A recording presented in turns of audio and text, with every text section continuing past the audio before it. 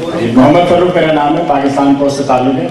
میرا سوال یہ ہے کہ قرآن مجید کی مبینہ بے حرمتی کے خلاف, مبینہ بے حرمتی پہ عیسائی جوڑے کے قتل پر آپ مذمت کرتے ہیں, اور آپ اپنے منشور یا پروگرام میں اس قسم کی اقدام کی روک تھام کے لیے کیا چیز تجویز کریں گے؟ کیا آپ اس بات کی اجازت دیتے ہیں کہ لوگ اس قسم کے واقعات میں قانون اپنے ہاتھ میں لے کر لوگوں کو قتل کریں؟ دیکھیے, ایک اصولی بات ہے, قرآن مجید کی حرمت, رسول پاک صلی اللہ علیہ وآلہ وسلم کی حرمت, سیدنا موسیٰ علیہ السلام, سیدنا عیسیٰ علیہ السلام, یسوع مسیح علیہ السلام, سب پیغمبروں کی حرمت, مذاہب کی حرمت کے اوپر پاکستان میں ایک واضح قانون موجود ہے. کسی شخص کو, اور یہ اللہ اور اللہ کے رسول اور پیغمبر اور مذہب کی جو عزت و حرمت کا قانون, یہ صرف اسلام نے نہیں بنایا, یاد رکھ لیں. سب سے پہلے یہ قانون سیدنا موسیٰ علیہ السلام نے, موسیٰ نے توراہ میں, بائبل کے اندر دیا تھا. سب سے پہلے یہ قانون, یہ بائبل میں ہے. نمبر 2, اسی قانون کو سیدنا عیسیٰ علیہ السلام کو, جیسس کرائسٹ نے بائبل کے اندر جو انجیل ہے ان کے اندر, جو بائبل کا حصہ ہے نیو ٹیسٹمنٹ کا, اس میں اس کو مینٹین رکھا تھا. آج بھی بائبل جو ہمارے جیوز بردرز اور کرسچن بردرز پڑھتے ہیں, آج بھی یہ قانون اولڈ ٹیسٹمنٹ آف بائبل اور نیو ٹیسٹمنٹ میں موجود ہے. یہی قانون اسلام کی قیامت پر حضور علیہ السلام نے مینٹین رکھا. سو پہلی بات یاد رکھ لیں کہ ہم سب مسلمانوں کا اس پر عقیدہ ہے, اور یہی کرسچنز کا بھی عقیدہ ہے جیسس کرائسٹ کے دیے ہوئے یہی لا پر, اور جیوز کا بھی یہ عقیدہ ہے موزز کے دیے ہوئے laws per. All three religions are in the same boat on this subject. ایک تو بات یس ہو گیا. Number 2, I will never approve and I would never support this idea so that the people may be allowed to take the law in their own hands. یہ کسی اعتبار سے دنیا کا کوئی مذہب اور قانون اور پاکستانی لا does not allow that people should take a law in their own hands. اس کے لیے ایک پورا لا کا پروسیجر ہوتا ہے, اس طرف جانا چاہیے, and everybody should be tried under the law in the courts and nobody should be punished unheard. یہ ایک ضابطہ ہے. ایسے لے کے پکڑنا اور کسی کو جلا دینا اور فائر کرنا, there is not the good thing. اسلام کی تعلیمات یہ نہیں ہے. مجید لوری فرام پاکستان نیوز. علامہ صاحب, آپ نے اور عمران خان صاحب نے ایک ساتھ ریلی شروع کی, دھرنے کی, اور آپ دونوں کا ایک ہی مقصد تھا کہ نواز شریف کا استعفا. اور آپ نے اپنے کئی بار خطاب میں کہا جو یہاں سے بغیر استعفا کے جو یہاں سے جائے گا وہ واجب القتل ہے. کیا وجہ ہے کہ آپ نے دھرنا ختم کرتے وقت عمران سے کوئی انڈرسٹینڈنگ نہیں کی؟ دیکھیے جی, واجب القتل کا لفظ آپ میری 2 مہینے یا 3 مہینے کی پوری سپیچز اٹھا کے دیکھ لیں, میری کسی سپیچ میں یہ لفظ نہیں ملے گا آپ کو. یہ لفظ جو آپ نے بولا یہ نہیں ملے گا, کیٹیگوریکلی کہہ رہا ہوں. جس بات کی طرف آپ اشارہ کر رہے ہیں وہ میں نے اسی وقت کہا تھا کہ میں نے اپنے اور عمران خان کے لیے مزاح کے لیے گئی تھی. اچھا, یہ جو اصل سوال آپ کا جو ہے کہ مشاورت کی نہیں کی, میں نے اس کا کئی بار ذکر کیا کہ ہم نے دونوں پارٹیز دیکھی اپنے فیصلوں میں انڈیپینڈنٹ ہیں, مگر ہماری آپس میں انڈرسٹینڈنگ, کوآپریشن, کوآرڈینیشن چلتی رہی ہے. وہ اب بھی ہے, آئندہ بھی انشاءاللہ رہے گی. خان صاحب کو میں نے دھرنا ختم کرنے سے متعلق جو اپنی سوچ بچار ہے, اس سے آپ کے سوال کے جواب کے لیے کہہ رہا ہوں, باقاعدہ آگاہ کر دیا تھا. اور صرف اٹھنے سے 2-4 روز پہلے ہی نہیں بلکہ 1 مہینہ پہلے, بقرعید سے بھی پہلے سپٹمبر میں 1-to-1 بتا دیا تھا. سو ہی نوز. پھر اس کے بعد ان کی پارٹی کی لیڈرشپ اور ہماری پارٹی کی لیڈرشپ 2-3-4 بار میٹنگز ہوئیں, اور ان کو ہم نے اپنے نقطۂ نظر سے, ہماری لیڈرشپ نے بھی انہیں آگاہ کر دیا تھا. تو یہ بات آپ کے نالج میں رہے کہ they were aware of our process of thinking and issue. آگے نیکسٹ. میرا نام سعید اختر ہے, اردو ٹائم سے. میں یہ فالو اپ کوشچن ہے, آپ نے یہ 70 دن کے धरने में क्या खोया और क्या पाया? अगर पाकिस्तानी कौम सोई रहती, जाग न उठती, तो मैं कहता कि सब कुछ खो दिया। उनकी हुकूमत नहीं गिरी, मगर अवाम सोई हुई उठ बैठी है, जाग पड़ी है, मैंने समझा बहुत पा लिया। और इतनी जागी है, इतना शऊर बेदार हुआ है जो 40 साल में कभी नहीं हुआ था। अब बच्चा बच्चा वही नारे लगाता है। बल्कि मैंने कहा, ठहरिए, आपने देखा कि स्कूल के छोटे छोटे बच्चे भी वजीर को देख लें तो नारे लगाते हैं। मैंने कहा अगर यही रफ्तार नारे की जारी रही तो फिर मजान कल फिर नया सवाल ना बन जाए कि ऐसा नहीं हुआ। जारी रही तो शायद 6 महीने साल के बाद माँ के पेट से पैदा होने वाले बच्चा भी बजाय रोने के गो नवाज गो कहेगा। मतलब है कि कौम को बेदारी इतनी मिली कि उससे इनकलाब की लॉन्ग टर्म एक फाउंडेशन कायम हो गई, इसलिए खोया कुछ नहीं पाया।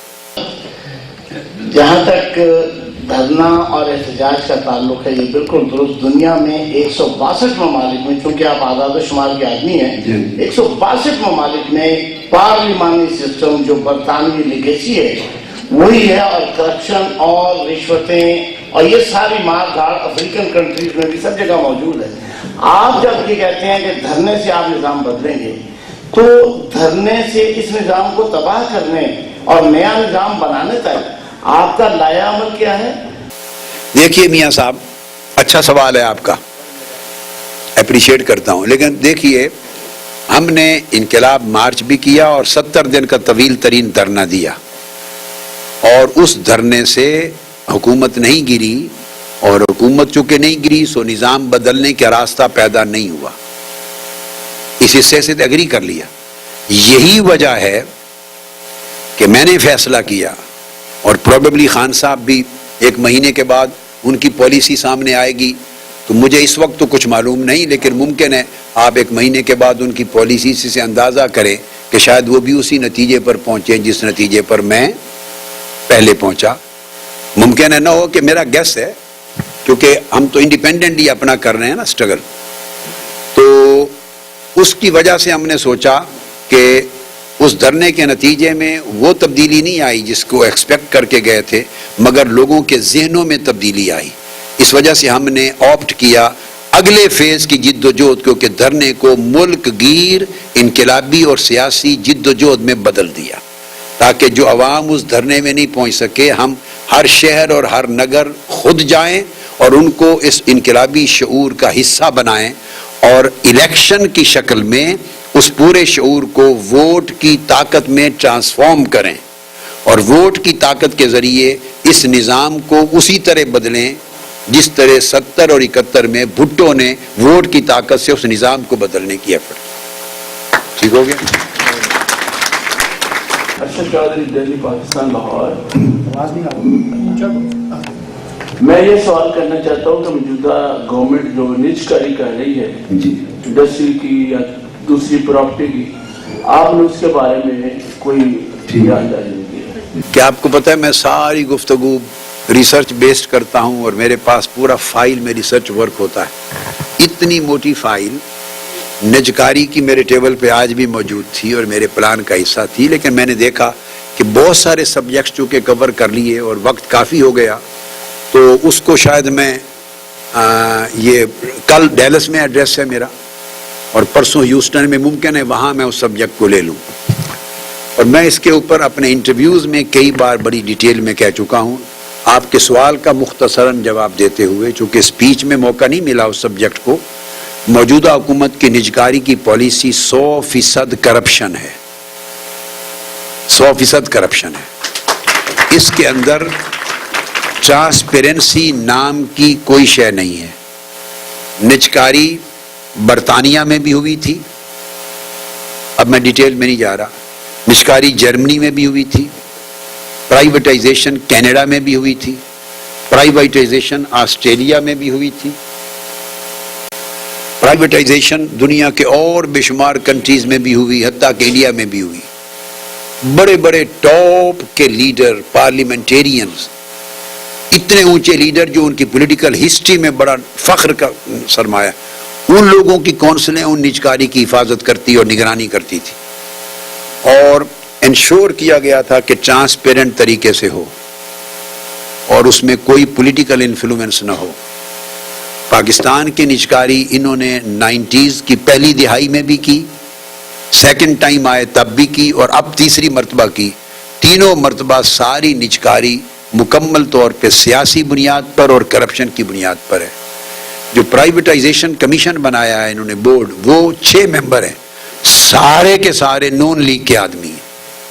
دنیا میں کبھی ایسا نہیں ہوا, سارے نون لیگ کے آدمی.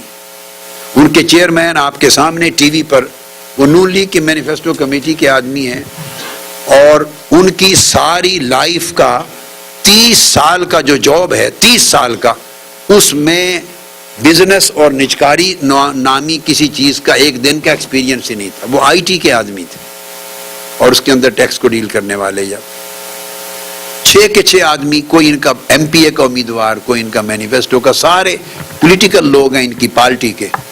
تو یہ اپنی ذاتی جائیداد کی نجکاری نہیں کر رہے تھے, یہ پاکستان کے قومی اثاثے کی کر رہے تھے.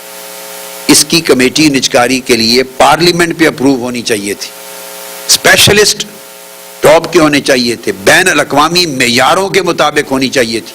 اوپن میڈیا میں ٹینڈر دیے جاتے, ان کے ٹریک ریکارڈز کو دیکھا جاتا, جو ملازمین اور مزدور کام کرنے والے ہیں ان کو بھی سٹیک ہولڈر ڈکلیئر کیا جاتا اور شفاف طریقے سے کیا جاتا. اور ہیئرنگ میں پبلک کو جب ٹینڈر کھلتے تو کویسچن, جیسے ہمارے سوال جواب ہو رہے ہیں, انہیں کویسچن کرنے کا پبلک کو موقع دیا جاتا, دودھ کا دودھ پانی کا پانی کر کے کہ کہیں گھپلا تو نہیں ہو رہا. یہ سارا ہڈن ہینڈ کے ساتھ پس پردہ اپنی جماعت کے لوگوں پر مشتمل نجکاری کمیشن بنا کے دنیا کی تاریخ میں انتہائی کالا کام کیا ہے. ہم اس کو مسترد کرتے ہیں, اور یہ بہت بڑی کرپشن ہے اور ظلم ہے. اس ظلم میں شریک ہے پارلیمنٹ پوری, کہ جنہوں نے پارلیمنٹ کے فلور پہ سوال تک نہیں اٹھایا کہ ریاست پاکستان اور عوام کے اثاثے بک رہے ہیں, اور پارلیمنٹ پر گفتگو کرنے کو کوئی تیار نہیں ہے. یہ سب ملی بھگت ہے ان کی. شکریہ. میرا نام محمد صدیقی ہے, دنیا ٹی وی سے. میرا ایک سوال یہ ہے کہ آپ اور عمران خان دونوں اس سوال کا مخاطب میں جواب آپ اپنا دیجیے کہ ایک لیڈر کی حیثیت سے قوم آپ کی طرف دیکھتی ہے اور آپ نے ایک ہلچل مچائی, لیکن ساتھ ہی بڑے بڑے دعوے کے بعد ایک دم پیچھے ہٹ جانا کیا قوم کو یہ سبق دیتا ہے کہ جو دعوے آج کر رہے ہیں وہ کل آپ غلط, کل آپ کہیں گے میں نہیں کر سکتا, یعنی یہ کہنا کہ میں جان بھی دے دوں گا اور نہیں ہٹوں گا اس وقت انقلاب تک, اور پیچھے ہٹ جانا. نتیجتاً یہ ہوا کہ آپ اور آپ کی سیاسی جماعت اس وقت ایک مذاق اور لطیفہ, فیس بک پہ لطیفہ بن گئی ہے, بلکہ آج ایک سینئر جرنلسٹ نے آپ کو کہا کہ آپ سیاست کا آئیکن سانگ ہیں. تو یہ ایک مذاق بن رہا ہے, لطیفے چل رہے ہیں اس کے, تو اس کے نتیجے میں آپ کیا دیکھتے ہیں کہ کون سنجیدگی سے لے گی آپ؟ بات یہ ہے کہ کسی ایک کالم نگار نے ایک لفظ بول دیا تو میں تو اس کو کوئی حیثیت اور اہمیت دینے کو تیار نہیں ہوں. نہ کچھ بھی چلتا رہتا ہے, وہ تو ہر قسم کے لوگ ہوتے ہیں. آپ کی دیکھیے موافقت میں بھی لکھنے والے ہیں سینکڑوں, مخالفت میں بھی لکھنے والے ہیں, بیلنس لکھنے والے بھی ہیں. ہر ایک کا رائٹ ہے, اس پر نہ ہمیں کوئی ناراضگی ہوتی ہے اور نہ یہ کوئی معیار ہوتا ہے حق و صداقت کا. یہ ایک پروسیس چلتا رہتا ہے. اب جو آپ نے بات کی اس کا بیسک جواب یہ ہے کہ یہ چیز تب کہتے کہ اگر میں یا خان صاحب تو خیر اپنا ڈیسیژن پروبیبلی 30 نومبر کے بعد کریں گے, سامنے آئے گی صورت. یہ سوال تب بنتا کہ اگر ہم اس جد و جہد کو وہاں چھوڑ کے واپس آ گئے ہوتے. ہم نے دھرنے کو ملک گیر تحریک میں بدل کے اس کے اگلے فیز میں داخل کر دیا ہے, اگلے فیز میں. اور یہ ایک وہ دھرنا 70 دن کے بعد اب سٹیٹک ہو رہا تھا, ہو گیا تھا, جامد ہو گیا تھا. اس کو جمود سے نکال کے تحرک میں لے گئے ہیں اور کنٹری وائڈ موومنٹ میں بدل دیا ہے. میں نے لفظ بولا کہ جو لوگ کراچی سے پشاور تک اور کوئٹہ سے کشمیر تک بوجود اپنی مجبوریوں کمزوریوں کے باعث اسلام آباد میں نہیں آ سکے دھرنے میں, تو ہم نے اس جد و جہد کو کنٹری وائڈ بنا کے ان کی طرف خود جا رہے ہیں اور انہیں ساروں کو اس انقلابی جد و جہد کے سمندر کا حصہ بنا رہے ہیں اور اسے لے کے آگے بڑھ رہے ہیں اور انتخابات تک آگے جائیں گے. اور ہماری جنگ جاری ہے, جاری رہے گی تا آ کے انشاءاللہ عوامی قوت کے ساتھ یا ووٹ کی طاقت کے ساتھ اسی طرح سے نظام کو بدل کے ختم کر دیں اور نیا نظام لائیں. لہذا ہم میں سے نہ کوئی پیچھے ہٹا ہے، نہ ہٹنے والے ہیں، نہ ہٹیں گے. ہماری جنگ اس ظلم کے خلاف جاری ہے، جاری رہے گی آخری منزل تک، جب تک عوام کی فتح نہیں ہو جاتی. مطلب ہم نے اسٹریٹجی چینج کی ہے، منزل نہیں چینج ہوئی. منزل سے کوئی نہیں ہٹا، اسٹریٹجی چینج کی ہے. کمانڈر کا رائٹ ہوتا ہے، اس محاذ پہ آپ لڑتے ہیں، آپ کو آگے اس محاذ پہ آگے نہیں بڑھتے تو آپ ایک اور محاذ کھول لیتے ہیں، نہیں بڑھتے تیسرا محاذ کھول لیتے ہیں. آپ نے جنگ کو جاری رکھنا ہے آخری فتح تک. تو اسٹریٹجی کے بدلنے کو منزل بدلنا یا چھوڑنا نہیں کہتے.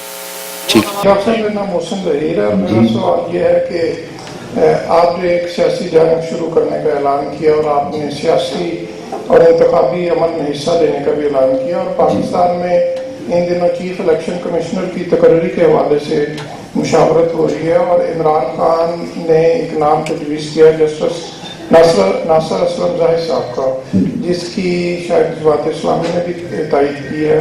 تو کیا آپ اس نام پہ متفق ہیں، ناصر اسلم زاہد صاحب کے نام پر بطور چیف الیکشن؟ میں تو نہ اتفاق کرتا ہوں نہ اختلاف. میں کوئی کمنٹ نہیں کر رہا، اس لیے کہ مسئلہ صرف ایک چیف الیکشن کمشنر کا نہیں ہے. وہ جو نیچے 4 الیکشن کمیشن ہیں، جو ممبرز ہیں، وہ تو وہی بیٹھے ہیں جو 18ویں ترمیم کے تحت 2 لیڈروں کے مکا سے بنے تھے. اس کمیشن میں تو کوئی فرق نہیں آیا. اور یہ بات آپ کے نالج کے لیے کہ انہوں نے ایسا ضابطہ لا بنا دیا ہوا ہے کہ 5 ممبر ہیں کل الیکشن کمیشن کے، ایک چیف کہلاتا ہے، 4 ممبرز، اور 5 کا ووٹ برابر ہے، کسی کے پاس ویٹو پاورز نہیں ہے. تو وہ جس کو بھی بنا لیں تو وہ 4 جدر ووٹ دیں گے جو آلریڈی مکا کے نتیجے میں بنے ہوئے ہیں، تو رزلٹ جوں کا توں رہے گا. لہذا یہ پورا الیکشن کمیشن مجموعی طور پہ ایک اپنی تبدیلی اور ترمیم مانگتا ہے. صرف ایک آدمی کے اوپر اپوائنٹ ہونے سے الیکشن کمیشن کا کردار نہیں بدل جائے گا، اس لیے میں نے اس پر کمنٹ نہیں کیا. ناصر میر فرام کاوش ٹی وی. میرا سوال یہ ہے کہ آئندہ جب بھی الیکشن ہو پاکستان میں تو آپ کی جماعت اکیلے سے الیکشن لڑے گی یا کسی اتحاد میں شامل ہو کے الیکشن لڑے گی، اور آپ کے اگلے اتحادی کون ہوں گے؟ دیکھیے صاحب، ظاہر اتحادی نیچرل وہی ہوتے ہیں جن کی سوچوں میں ہم آہنگی، یگانگت یا قربت ہوتی ہے. وہی نیچرل اتحادی ہوتے ہیں جن کی سوچ میں، جو اس ملک کے سٹیٹس کو کے خلاف لڑیں اور چینج اور انقلاب اور تبدیلی، عوام کے حقوق چاہیں. نیچرل اتحادی وہی بنتے ہیں. مگر یہ فیصلے وقت پر جا کر قریب جب وقت آئے گا تو اس وقت کیے جاتے ہیں. اس وقت کچھ کہنا ذرا پری میچور ہوگا. ہم اکیلے لڑنے کو ترجیح نہیں دیں گے. آپ کا ایک سوال کا ایک جز یہ بھی تھا، ہم ترجیح دیں گے کہ ایک سوچ رکھنے والی قوتیں یکجا ہوں، اجتماعی طاقت سے لڑیں تاکہ سٹیٹس کو کی طاقتوں کو ایک ہی پورے دھکے سے ختم کیا جا سکے. صاحب عارف افضل فرام ایشیا ٹریبیون. خبر کیا آئی تھی کہ الیکشن جو ہے فروری یا مارچ میں ہونے والے ہیں. بعد میں شیخ رشید صاحب نے بھی ٹی وی پہ ایک جگہ پر کہا کہ اگلے سال الیکشن ہوں گے 2015 کا. آپ اس بارے میں کیا کہتے ہیں؟ میرے پاس تو ایسی کوئی خبر نہیں ہے، اور نہ کوئی طوطا ہے میرے پاس کہ میں اس سے پوچھ کے کوئی ڈیٹ بتا سکوں، اور نہ وہ پتھروں والا کوئی کام آتا ہے مجھے. یعنی یہ ایک ایسا پروسیس ہے. ہم تو چاہیں گے جتنا جلد ہو قوم کی اس عذاب سے نجات ہو. ہم اپنی پولیٹیکل سٹرگل جاری رکھیں گے، پریشر بڑھاتے رہیں گے، سٹرگل جاری رکھیں گے. اور میرا خیال ہے وقت کے ساتھ اور سیاسی قوتیں بھی میدان میں آئیں گی، اور جتنا جلد اس عذاب سے قوم کو نجات مل جائے اتنی خیر ہے. لیکن میں اس بارے میں کوئی ٹائم فریم کا کوئی اندازہ میرے ذہن میں نہیں ہے. منظور حسین دنیا انٹرنیشنل نیو یارک. میرا کوشچن ہے ڈاکٹر صاحب کہ آپ نے نظام کو چیلنج کیا اپنی موومنٹ کے ساتھ، مگر نظام اسٹل وہ وہیں پہ ہے، کرپٹ نظام. تو 67 ایئرس میں جو 67 اور 68 ایئرس میں جو نظام چینج نہیں ہوا اس ملک کا، تو آپ کیا فورسی کرتے ہیں کہ یہ کیسے چینج ہوگا، اس کے ریزلٹس کیا ہوں گے؟ میرے چاند، آپ کا سوال بہت سے لوگ اس طرح سوچتے ہوں گے، لیکن اگر 67 سال میں چینج نہیں ہوا، یا اس ایک جد و جہد میں جو دھرنا بھی دیا اور 3-4 مہینے قربانیاں بھی دی، اگر اس میں تبدیل نہیں ہوا تو اس کا مطلب یہ نہیں ہے کہ جد و جہد کرنے والے مایوس ہو کے گھر بیٹھ جائیں. مایوسی کفر ہے. ہمارا یقین اسی طرح تر و تازہ ہے. ہم جنگ انشاءاللہ جاری رکھیں گے اور اللہ کی مدد اور عوام کی تائید سے نظام تبدیل ہوگا. اٹ میں ٹیک سم. السلام علیکم. ڈاکٹر صاحب یہاں ایک خاتون ہیں, ان کا بیٹا پاکستان میں قتل کر دیا گیا ہے اور اس کی FIR نہیں کاٹی گئی. وہ خاتون آپ سے ملنا چاہتی ہیں.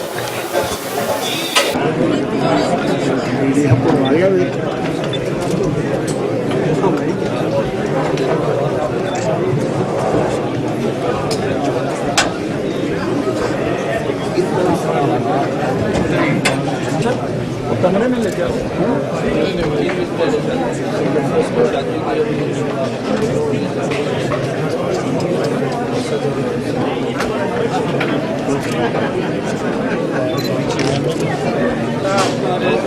بہت بہت شکریہ یہاں تشریف لانے کا.